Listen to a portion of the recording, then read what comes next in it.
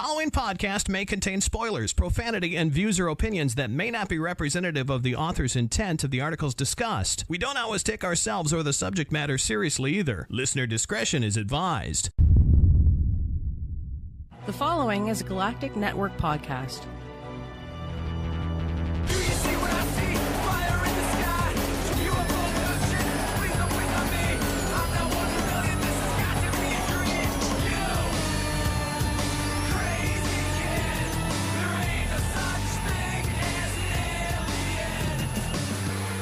Welcome to the Alien Invasion number 247, recorded on Thursday, September 6th, 2018. I'm Dave Nelson, along with Mr. Brad Ludwig. Hello, Brad. Hello. How are things in Wisconsin? You have to say, they are absolutely wonderful. You have to say it that way. Wisconsin. No, you don't. You really, really don't. No, weather's good. You're good. Everything's good. Yeah, well, it's starting to cool off a little bit, and some of the leaves are starting to turn a little crimson, so fall is coming. All right, so on this episode, we're going to be running down our top 4 favorite alien superheroes. This is, again, one of our, different types of episodes. Last time we did the movie review, and this time we're doing top 4. Next time, we'll do our old school standard episode, and then we'll come back around again. Yeah, we're switching it up, Brad. Ooh, nice. So did you have fun putting together your list of top 4 favorite alien superheroes? Define fun. No, it was good. It made me really kind of think about kind of it's like a subgenre. Yeah, no. Within the genre, you know what I'm saying? I did a lot of research because I had a couple in mind, but then I struggled with the last 2. Yeah, I can see that. And ours are very different, so I'm glad that we came up with 4 different, distinct ones, each of us. So yes, let's just jump into this here, and you can start with your number 4. My number 4 is a hero that has kind of come to the fore. And actually, there's been a little controversy lately with the actor who portrays this character. And that hero is Drax the Destroyer. Oh, yeah. He's played by the wrestler in the movies. Dave Bautista. Yeah. Drax was like a menacing green alien character who was big and buff, but he had like a purple hooded cape thing. In the comic books, right? In the comics, okay. Yes. And he first appeared in Iron Man number 55. It would have been in 1973. Oh, he's been around for a while. Yeah, he has been. And he was created by an artist/writer named Jim Starlin. And he's responsible for Drax, for Thanos, for Moondragon, for a number of different characters that are kind of the cosmic portion of the Marvel Universe. And Drax really was kind of I want to say he was kind of like a more sinister for the most part. And just basically from his looks. I mean, as a kid, when I got like some back issues that my grandmother went to a garage sale and got a whole bunch of these older comics that I read and reread. And there was she got me a big fistful, and she's part of the reason why I had a comic book problem for most of my life. Blame Grandma. Yeah, well, she's no longer with us, so I think I'm okay to say that now. That took a turn. Anyways, but the interesting thing about the Drax character is in the comics, he was a human whose spirit had been plucked out and put into a powerful, this is kind of an alien body, and he was to be used as a champion to kind of defeat Thanos. Oh, okay. And, in the comics,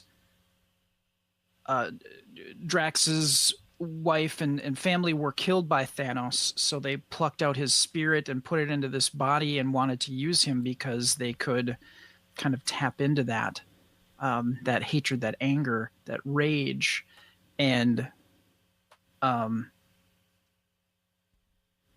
channel it into this champion. So he's just kind of a really weird character. And when he was first introduced, he had like super strength, and he could take a whole lot of punches and damage and all this stuff. He could fly, and he could shoot energy beams from his hands. That sounds very powerful. He's got a lot of powers going on there. He did. He had a lot of powers, and then thankfully they kind of stripped him off of him. What's really interesting is, and it doesn't matter what comic company it is or whatever, when somebody new comes on board to write, or they select a character for a book that they want to do, they may take liberties with the character or change, insert, you haven't seen this character for a period of time because this whole thing happened that's kind of happened, quote unquote, off screen. And now this character's kind of this way because they have a view of a narrative that they want a particular character to have. Right. And Drax at one point became like dumb as a stump. And basically his job was to be dumb and strong. And that was kind of it. And that was like late 80s, early 90s, when we get into like the after the big Infinity War in the comics, he becomes a part of the Infinity Watch. They actually break up the stones, and each stone is given to a person, a being, to oversee and protect, so they don't get put back onto a gauntlet again, which in time ends up failing. And Drax got the Power Stone, so he was even more powerful than what he was just as, with his normal powers of resiliency and strength. So, yeah, I guess the main reason why I put him on my list is because of the history that I kind of have with him in getting like an old Avengers comic where he was there. He was a part of that particular issue, and just kind of tracking over time what different people have done with his character. So that's why I kind of put him on the list. And his personality and the type of character he is changed a little bit for the movies, right? I mean, he's actually funny. He's the straight man, and I think that, well, you've got Peter Quill, who's a jokester. You've got Rocket Raccoon, who's a jokester. You've got Gamora, who's doesn't necessarily like to have goofy fun. You've got Groot, who's just Groot, but then you kind of need to have the straight man to play the jokes off of. Otherwise, it's not as good. So having him not, and he's not stupid, he's literal, which I think that's kind of a cool way to portray that character. And I think that Dave Bautista really did a good job bringing him to life. Doesn't not understand sarcasm. Is that safe to say? Yes. Okay. Very much so. All right, so let's go to my number 4, and we're going from Marvel to DC. Well, eventually DC. My number 4 are the Wonder Twins. Zan and Jaina originally showed up in the new Super Friends hour back in the 70s and 80s. And then eventually they kind of morphed into the main DC comic universe. They are Exorian. But they're not just aliens from Exoria. I think that's the planet name. But they're metas from that planet.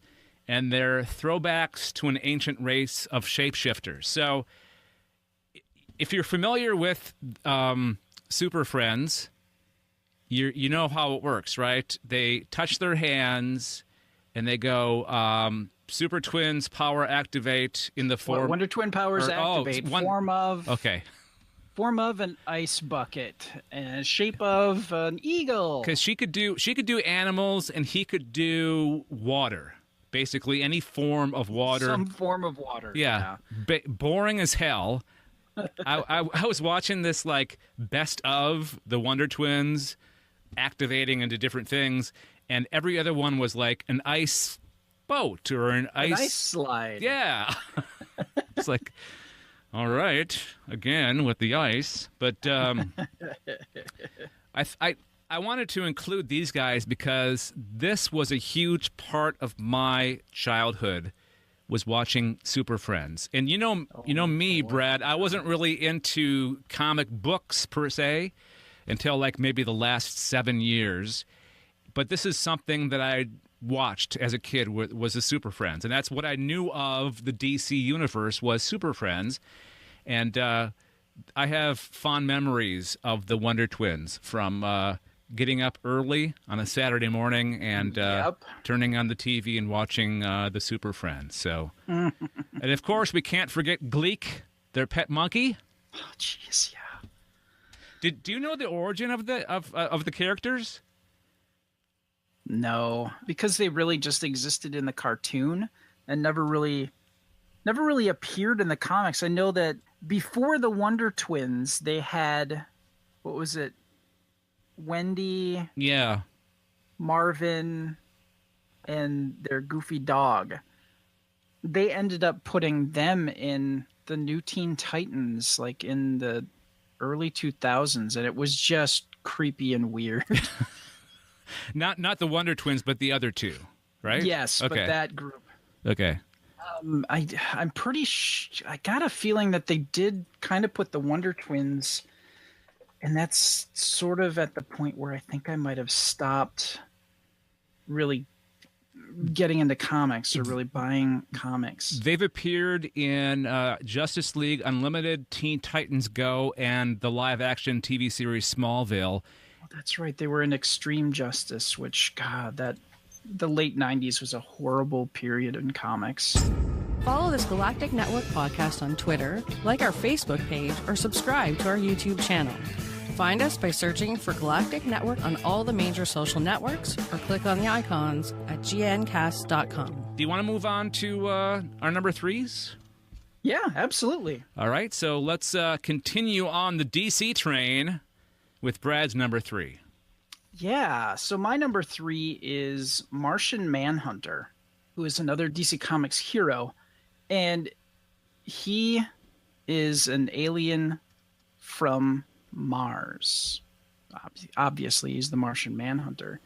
But at a certain point, like in his classic appearance in 1955, he was kind of ripped away from Mars by this scientist who was working on like teleportation, extreme travel to another place, and Martian Manhunter gets pulled to Earth, and the doctor or the scientist that's doing this like gets surprised and has a heart attack and dies.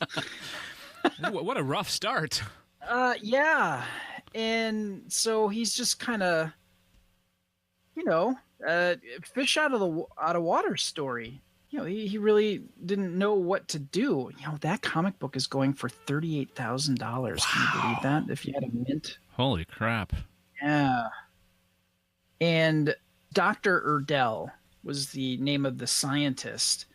No, I'm sorry. That's when they that must have been a post-crisis tweak that they did to it.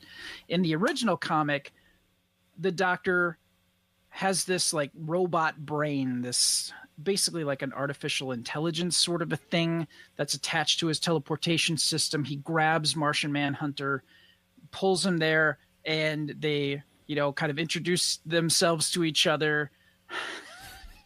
And he's like, okay, thanks. I'm going to go now. And he's like, whoa, sorry.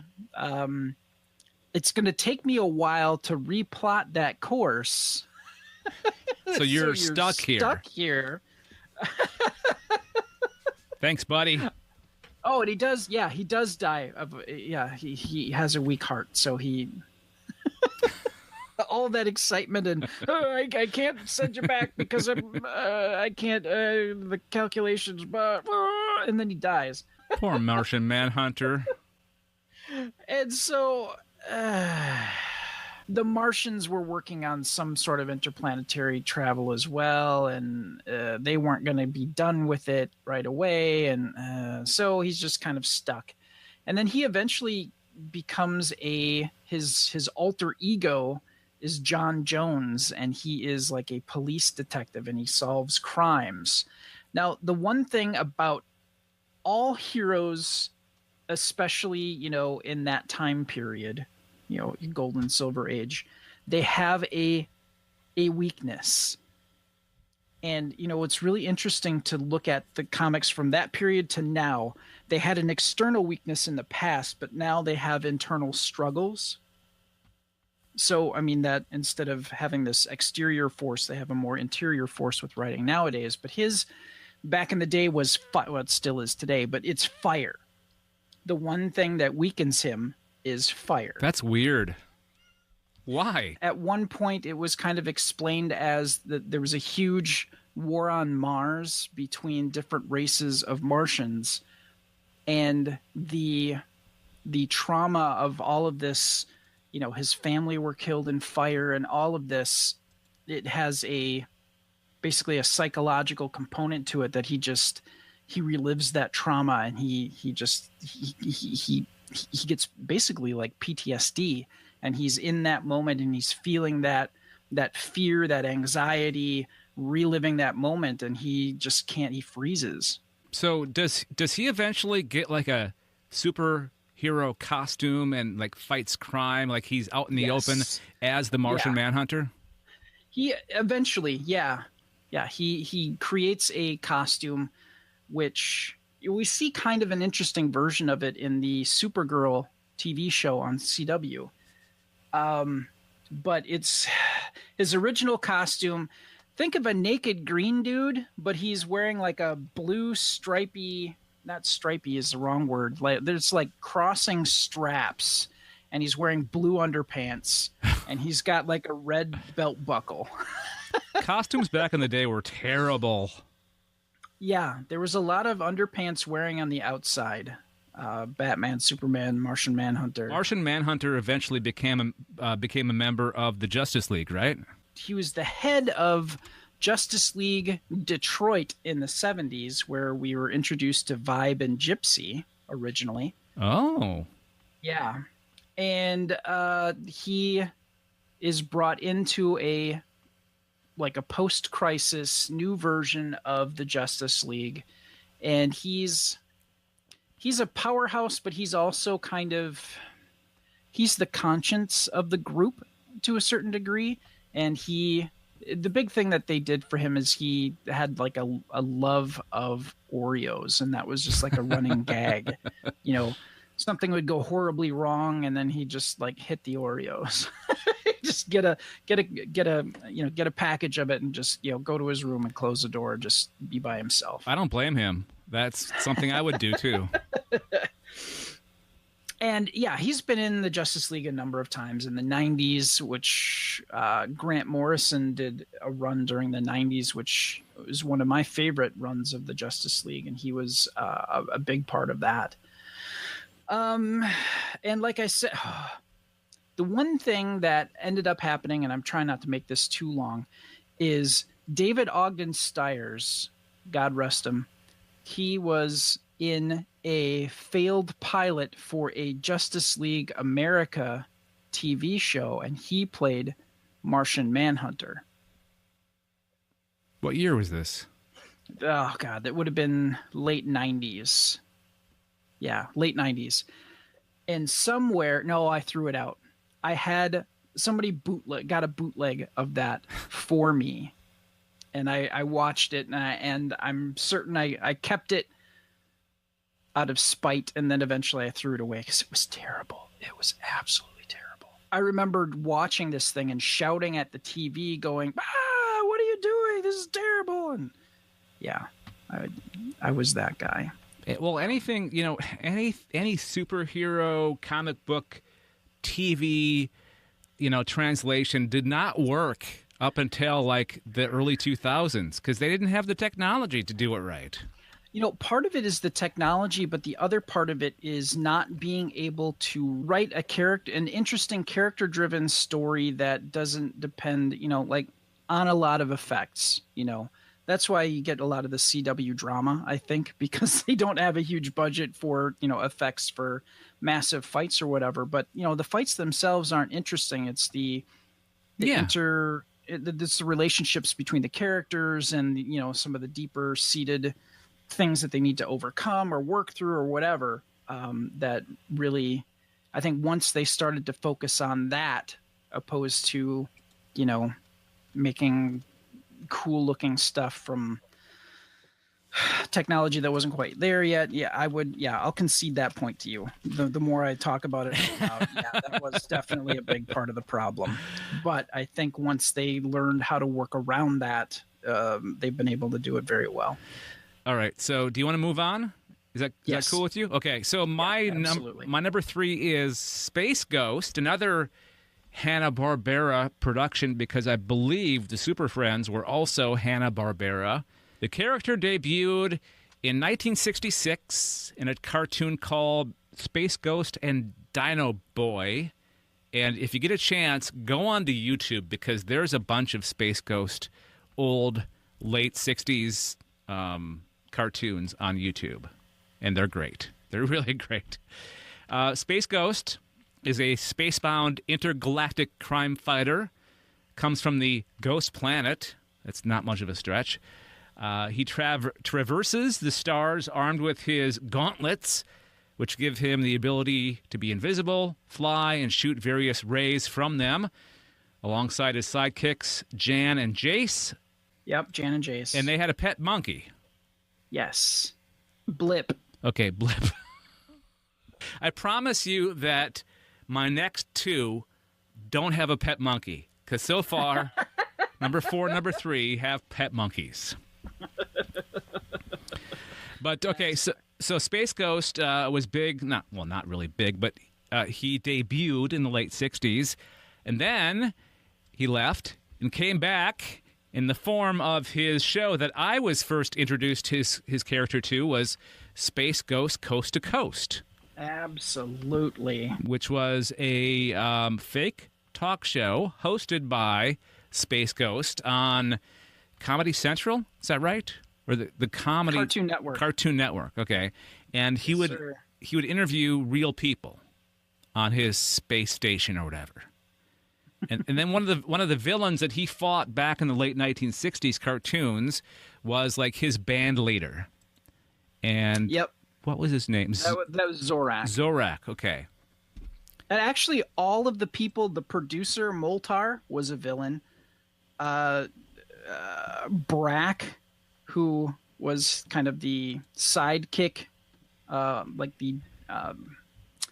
the Johnny Carson show, you had Ed McMahon. Clearinghouse. Ed McMahon, thank you. He was Ed McMahon to Space Ghost's Johnny Carson. Okay. So they were all, that was kind of the joke, is all 3 of them were just failed villains. They had nothing better to do than to do this talk show with Space Ghost. And I think around that time or after that time, Space Ghost went back to a serious superhero. And they had, I think, another animated show and a comic book, I believe, if I'm not mistaken. Yes. Somebody did get the rights to do the comic. And he came back recently in, I believe, I think it was a team-up comic with some other characters that DC put out. They put out a bunch of Hanna-Barbera based characters in their own books. They had Johnny something. Johnny, help me out. Johnny Quest? Johnny Quest, yeah. There was a Johnny Quest, and he teamed up with some other characters. But then there was another one. It was Space Ghost, but teaming up with some other ones. It was just kind of a team-up of all these Hanna-Barbera cartoons in these books. If you like this podcast, The Alien Invasion, and would love to support us in a very simple way, we ask that you go to gncasts.com/support. That's gncasts.com/support and click on the Patreon link. Now, with Patreon, we're just asking for a few dollars a month. It's not per episode, it's per month at $1, $3, and $5 levels. And each level has its own perk. Like you can get your name mentioned on our shows, not just this show, but all of our other podcasts that are part of the Galactic Network network. You can get a whole message read and other perks, other things that you'll get for your $1, $3, $5 a month support of the network. So again, go to gncasts.com/support, click on that Patreon link, and I believe we also have a link to our Amazon affiliate link on that page as well. So if you're going to be doing some shopping on Amazon, click that link and support us that way as well. gncasts.com/support, and we thank you. Let's move on to number 2. Brad, again, you start.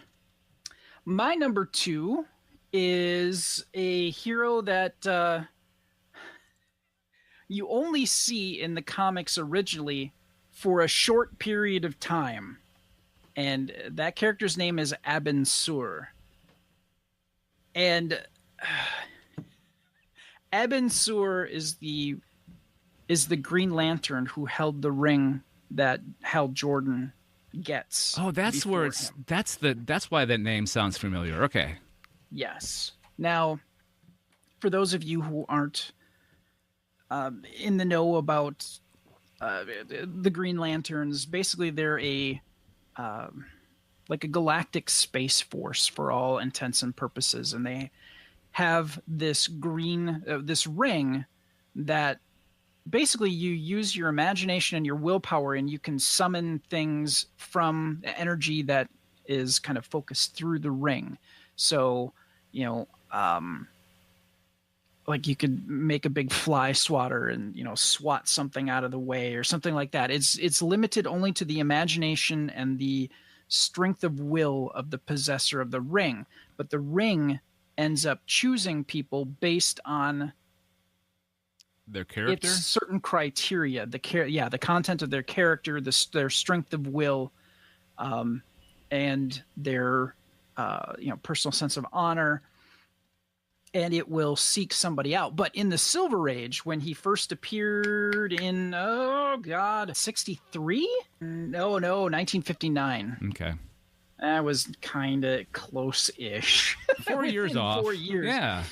But the character Green Lantern had appeared before in the Golden Age, and Alan Scott was the first Green Lantern. In order to distinguish this Silver Age version, the 60s, from the one from the 40s, they changed where the power came from. So in the Golden Age, this Alan Scott found a green meteorite, and this meteor fell to Earth, and a voice in the flame predicted that it would act 3 times, once to bring death, once to bring life, and once to bring power. So a lamp maker crafted the green metal into a lamp, and that person is killed. So there's the death. In modern times, so this happened a long time in ancient China. Of course, the 40s was really big on things coming from Asia, being mysterious and all that. Racist. There was a person who had some mental issues. He got a hold of this lantern. The green flame restored his sanity and gave him a new life. So in 1940, it filled the first 2/3 of its prophecy. The lantern fashioned from the meteor fell in the hands of Alan Scott. There we go. A young railroad engineer. There we go. That's what he was. He's on a train. The bridge collapses that the train is on, and this flame instructs Alan Scott how to fashion a ring from its metal. and that gave him his powers. And then he put on this costume that's red and green and blue and all the primary colors, which were standard for superheroes of the day. And that's how it fulfilled the third part of its prophecy. So anyways, they kept portions of that. So there was an alien intelligence essentially with the ring. An alien gives the ring to Hal Jordan. And that alien is Abin Sur. And Abin Sur is one of the greatest Green Lanterns to have ever worn the ring. He is widely revered, and Hal Jordan is a screw-up test pilot who has no self-control. He's very strong-willed. He's very creative, but he lacks kind of that self-control. And he's deemed a bit of a hothead. But anyways, with Abin Sur got his ring in the 1860s in our time. And, he helped, put down, uprisings and all of these things. But you find out later on that he wasn't entirely, he made some mistakes. And those mistakes do kind of end up biting some folks in the butt. The one interesting thing about Abin Sur, if you see his original appearance, he was designed after Yul Brynner. Weird. So his look, and he's got the bald head, and he's kind of a strong but kind of wiry looking kind of a guy. And yeah, he's designed after Yul Brynner. So, all right. There you go. All right, let's move on to, let's see, hang on one second. My number 2, which is Rom. And not Rom from Star Trek Deep Space Nine. Nope. Rom, the Space Knight. The Space Knight? Yes. Yeah, okay. He first appeared in 1979 and was published until February 1986. First published to help promote a toy of the same name. The toy failed, but the comic book lived on. So the comic book character outlived the toy that it was originally produced for. Because it was produced, the comic book was made to bring a backstory to this toy. Yep, and I actually had one. Really? Yes, I did. Cool. What happened to it? Much like anything else, it broke and I threw it away. Yeah, kids. All right. Happened to me plenty of times. So his backstory is basically he comes from this planet called Galador, and they're threatened by this alien race called the Dire Wraiths. And the ruler asks for soldiers who will be transformed into cyborgs, and he promises them that once they defeat their enemy and they're done, they can have their body parts back again. Basically, they get to get their bodies put back together and no longer be a cyborg. Some way, Rom gets sent to Earth, or ends up on Earth, and he continues to fight the Wraiths on Earth and other characters as well. To be honest with you, I've never actually read or seen Rom in the comics, or on, I guess, really the only place he's been has been the comics. Have you ever read any of the Rom the Space Knight? I've read a little bit, but my boss bought the graphic novels so he could read it in its entirety. Wow. And it's interesting because they introduced the Dire Wraiths for Rom, and there's a period in time, like in the mid to late 80s, where the X-Men are fighting the Dire Wraiths. So the Dire Wraiths end up kind of spilling out into the rest of the Marvel Universe. Well, they sound like some pretty evil people, or some pretty evil characters. So I can understand why they would want to use them in other stories. And it's another one of those whole cosmic characters, right? It seems to be always things from the cosmos, things from space spill onto the Earth. Earth is like this dumping ground for all the crap in the galaxy. Yeah, and we'll actually get into that with my final pick. All right. Please subscribe to this Galactic Network podcast by going to gncast.com/subscribe or search iTunes, Stitcher, Google Play Music, or anywhere podcasts are offered. We'll move on to our number ones. Very exciting, Brad. So, your number one is... My number one is Captain Marvel. Yay! Now, some people are wondering, well, Billy Batson wasn't an alien. And then other people might be going, wait a second. Carol Danvers isn't an alien. Carol Danvers isn't an alien. And then others will be like, well, Ms. Marvel, what's her deal? Yeah, so Captain Marvel is kind of an interesting story. He first appears in 1967, and this is important because this is the Silver Age. At a certain point, DC Comics, and this would be in the early 50s, okay? DC Comics in the early 50s bought Fawcett Comics because they wanted to do away with the Captain Marvel Shazam character because it was too close to Superman for their liking. So they bought the rights to that. But then they shelve it because they don't want to put out the character, obviously, because they bought the company so they didn't have to deal with that Superman issue. So they bury it. Along comes Marvel Comics, and in 1967, they put out a comic book character called Captain Marvel and put the letters bright and bold on the cover. And DC Comics goes, whoa, we bought a character. It's called Captain Marvel. That was the name of the comic. You can't do that. And this landmark case starts.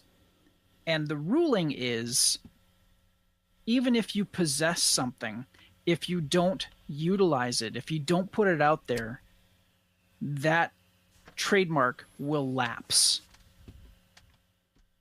So that's why you'll see, like in comics, you have like a huge crossover, and like these characters you might not have seen in quite some time will come to the fore, and you know they'll make an appearance, or they'll do like a mini series of 4 to 6 issues or whatever to starring those characters so that they can keep those rights.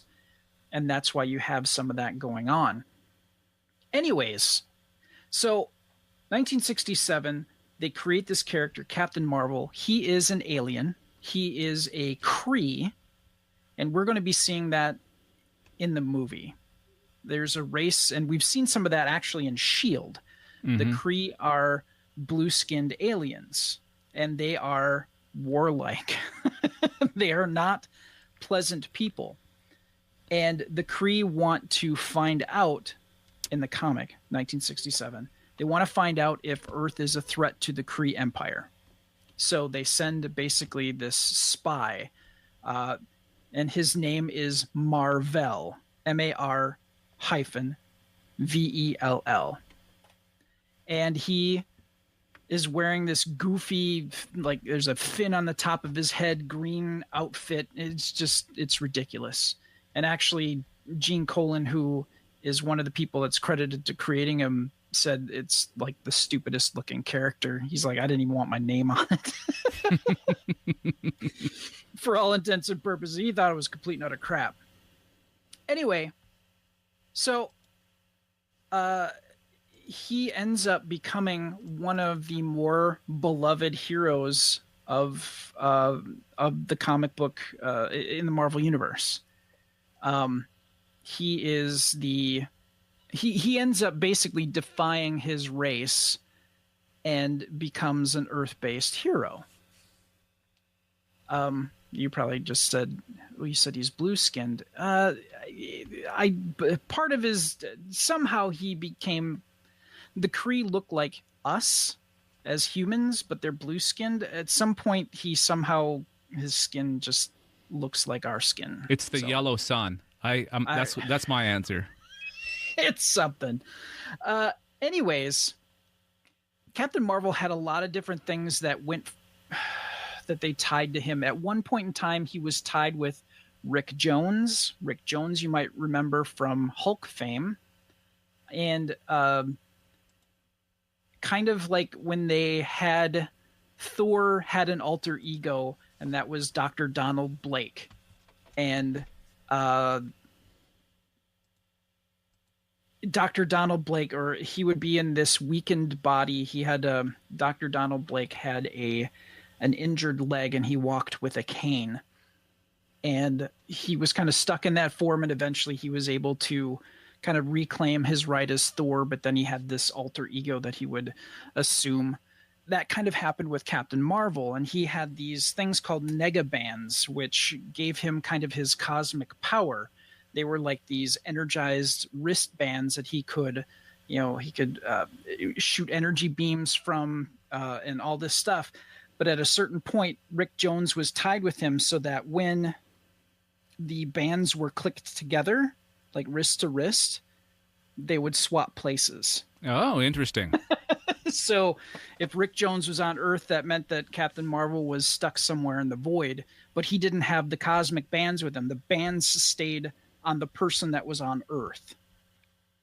So they did that for quite some time. But one of the most profound things that they did with Captain Marvel, and the reason why he is number one on my list, is they did a trade. It was like one of the first trade publications that they did, like a larger print graphic novel before they were called graphic novels, really. Or no, it was called a graphic novel. I think it was one of the first ones.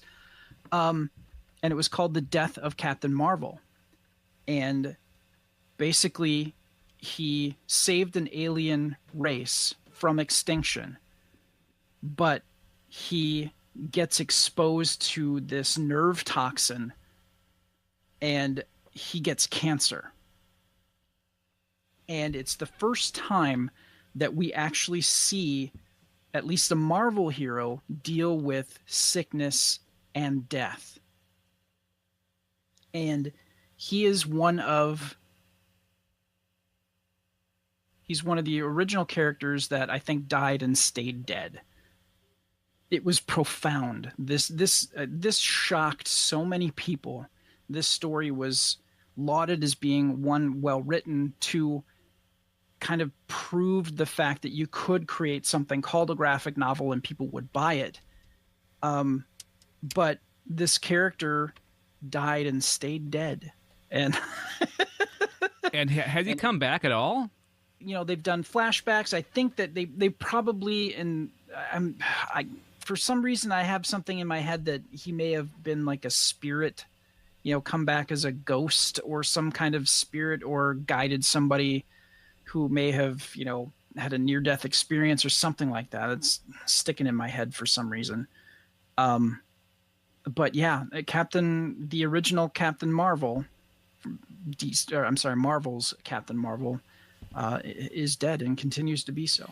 Okay, so I would ask you to tell me how Captain Marvel, the original, and Carol Danvers' Captain Marvel are connected, but I have 15% battery on my computer, and for some reason... So we're going to wrap this up. Yeah, and for some reason, the plug-in the charger's not working. So let me do my number one.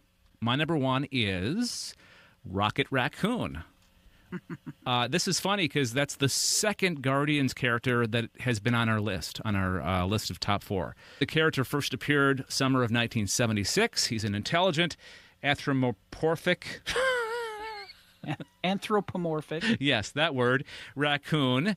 He's an expert marksman and master tactician. He began not in the Guardians. He started out as just a character in the comics, I believe, at least according to my research. Am I right? Do you know his backstory?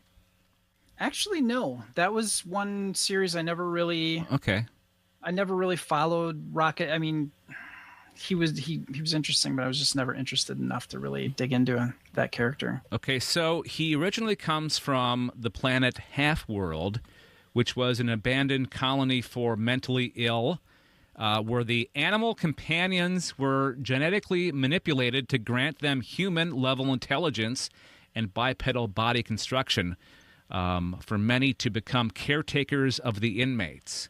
So Rocket was Half-World's chief law officer who protected the colony against various threats. Rocket became a member of the Guardians of the Galaxy, chosen to accompany Star-Lord on his mission to stop a phalanx infiltration of the Kree homeworld. Later, when the team almost disbands and Star-Lord disappears, sent into the negative zone by Ronan, damn him, Ronan, Rocket keeps the team alive, brings in Groot as a member. As they had become firm friends, Rocket takes over as leader of the Guardians, and they rescue Peter Quill, a.k.a. Star-Lord, and save Earth from an alien invasion.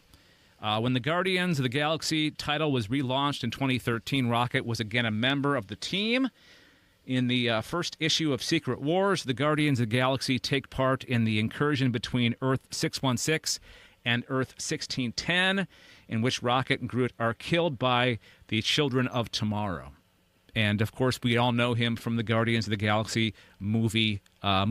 So, there you go. I chose him as my number one because he's an awesome character. He's funny. He's sarcastic.